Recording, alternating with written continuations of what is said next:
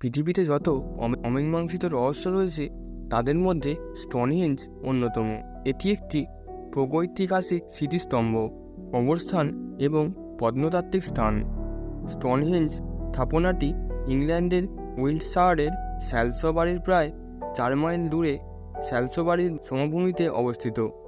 এটি নবপ্রস্তর যুগীয় কালে নির্মিত হয়।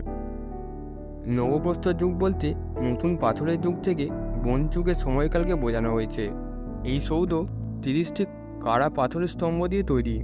স্টোনহেঞ্জ মূলত 2 প্রকারের পাথরে উপস্থিত আছে।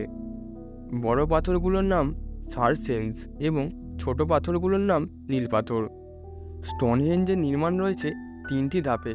প্রথম ধাপ প্রত্ন ঐতিহাসিক যুগের চেয়ে 1000 বছর আগে শুরু হয়।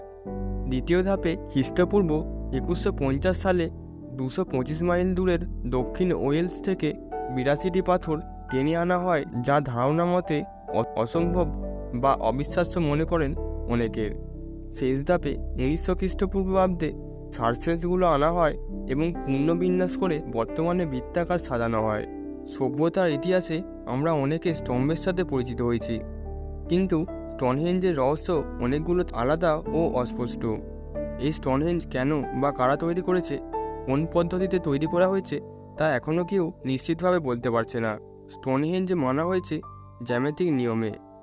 স্তম্ভটির পাথরগুলোর উচ্চতা 4.1 মিটার, যেগুলোর প্রতিটি জোড়ার ওপর অপেক্ষাকৃত ছোট পাথর, যার উচ্চতা 3.2 মিটার উত্তরমুখী করে বসানো। পাথরের সরাসরি মাঝে মাঝে ব্লুস্টোনগুলো অবস্থিত, যা বৃত্তাকার পাথরটি পূরণ করে।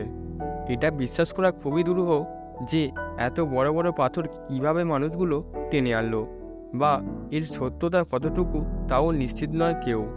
17শো শতাব্দীর দিকে মনে করা হতো কেল্টিক ধর্মযাজকেরা এই ঐতিহাসিক স্থাপন তৈরি করেছিলেন, যাদের ড্রুইড বলা হয়। ড্রুইডদের নানা অলৌকিক শক্তি থাকার কারণে এরকমটা ভাবা হয়, কিন্তু তাদের সম্পর্কে যথার্থ তথ্য না থাকায় তা বিশ্বাসযোগ্য হয়ে ওঠেনি।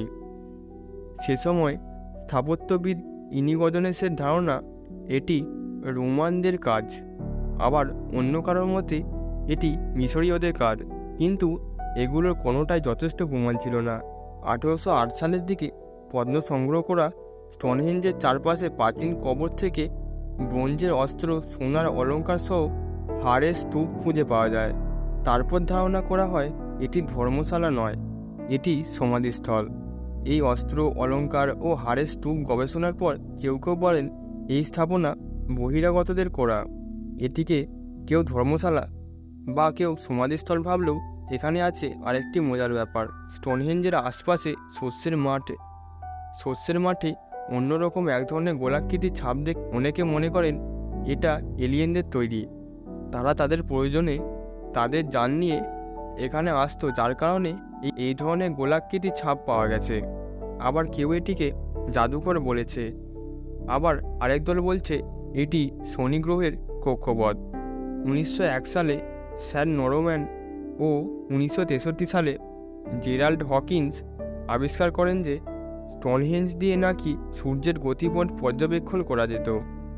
ঘটনা যাই হোক, দর্শনার্থীদের কাছে স্টোনহেঞ্জ অপার সৌন্দর্যের স্থান। 1986তে ইউনেস্কো ওয়ার্ল্ড হেরিটেজ সাইট হিসাবে স্বীকৃতি দেওয়া হয় স্টোনহেঞ্জকে।